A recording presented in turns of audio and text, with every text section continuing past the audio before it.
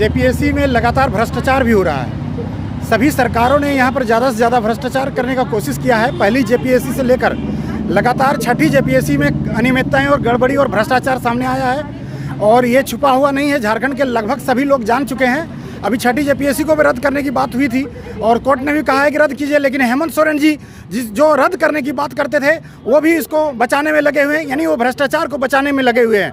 इसी तरह से अभी 7वां जो एग्ज़ाम हुआ, काफ़ी लंबे समय के बाद 5 साल के बाद एक एग्ज़ाम होता है। अभी 7वां से लेकर 10वां जेपीएससी जो 250 सीट के लिए हुआ है एग्ज़ाम, उसका जो कल परसों जो रिज़ल्ट आया है उसमें भारी गड़बड़ी सामने आई है, नज़र आई है। अभी साहेबगंज के जो उच्च विद्यालय है, उत्क्रमित उच्च विद्यालय साहेबगंज, उसमें और आपका लोहरदगा का जो है मनोहर लाल इंटर कॉलेज वहाँ, और आपका लोहरदगा के बाद लातेहार में भी इस तरह से पूरे का पूरा कमरे का लगातार रोल नंबर वाले अभ्यर्थी पास हो गए हैं, जिससे झारखंड के पास करने वाले जो सफल होने वाले अभ्यर्थी और असफल अभ्यर्थी सभी गोलबंद हो रहे हैं और सभी का नाराज हो गए हैं। सभी को पूरी तरह विश्वास हो गया है कि इसमें 7वीं 8वीं 9वीं 10वीं जेपीएससी में पूरी तरह से भ्रष्टाचार हुआ है और सीटिंग हुआ है। पूरा का सीट इस बार यानी कि हद पार कर दिया है जेपीएससी ने भ्रष्टाचार का। इसलिए हम लोग छठी जेपीएससी को भी रद्द करना चाहते हैं और ये 7वीं जेपीएससी को तत्काल जो है रद्द करने की हम लोग मांग करते हैं। और झारखंड यूथ एसोसिएशन जो 16 नवंबर से पूरा झारखंड में बड़ा उलगुलान करेगा और ये जेपीएससी कार्यालय का हम लोग घेराव करने का भी हम लोग ने रणनीति बनाया है। नहीं, हम लोग कुर्बान दे देंगे, हम लोग मर जाएंगे, लेकिन आगे जनरेशन के लिए, हम लोग गरीब जनता के लिए ऐसा नहीं कर सकते। जो सच है उसको उजागर किया जाए, जो गलत है वो गलत है, वो सामने आ जाए। मैं भ्रष्टाचार के हम लोग पूरा खिलाफ हैं।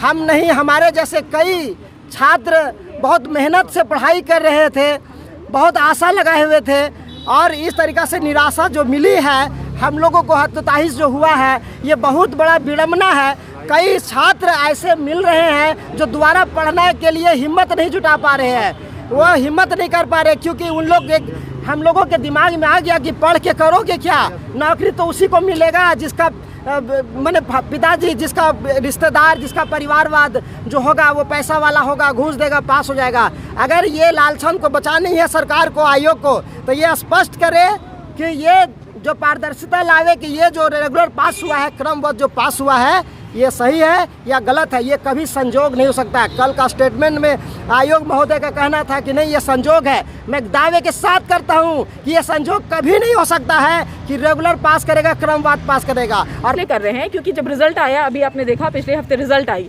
उस रिजल्ट में लगातार क्रमवार से लोगों का सिलेक्शन हुआ है, स्टूडेंट्स का सिलेक्शन हुआ है। रोल नंबर 1 2 3 4 जो ये मैं एग्जांपल दे रही हूँ, ठीक है। ये करते करते लगातार 18 20 25 का एक साथ एक सेंटर से सिलेक्शन होता है। Do you think that it is a fair result? ये किसी भी इंसान से पूछा जाए उसके लॉजिक को, क्या ये सेटिस्फाई करता है किसी भी इंसान के लॉजिक को? In fact I will ask JPSC, क्या वो जब रिजल्ट देखें तो क्या आपको ये रिजल्ट सेटिस्फाई किया लॉजिकली? नहीं। क्यों? क्योंकि it is a showcase of corruption, ठीक है। और दूसरी बात, पिछले बार 6 जेपीएससी में the cut off was 206, but this time the cut off went to 270। How come is it possible? क्योंकि जब कंपटीशन के बारे में हम बात करते हैं, एवरीबडी हैज़ गिवन कंपटीशन और has seen what competition is. तो जो मोटा मोटी कंपटीशन है वो चंक में होता है, ठीक है। 20-25 हज़ार के बीच में मोटा मोटी कंपटीशन होता है। तो वही 25 हज़ार का चंक जो है 206 में क्वालिफाई करता है और इस बार वही 25 हज़ार का चंक 270 में भी क्वालिफाई नहीं कर पा रहा है। तो गया, तो प्रॉब्लम कहाँ है? Problem is with the system. जो सिस्टम में बैठे हैं वो आंसरेबल है इस चीज़ के लिए। इसीलिए वी ऑल्सो डिमांड कि JPSC is unable to conduct such exams. इसीलिए ये जो एग्ज़ाम है वो यूपीएससी को ट्रांसफ़र कर दिया जाए। I think and I hope कि यूपीएससी जो है वो अच्छे से फेयर जो है वो अपना एग्ज़ाम लेगी।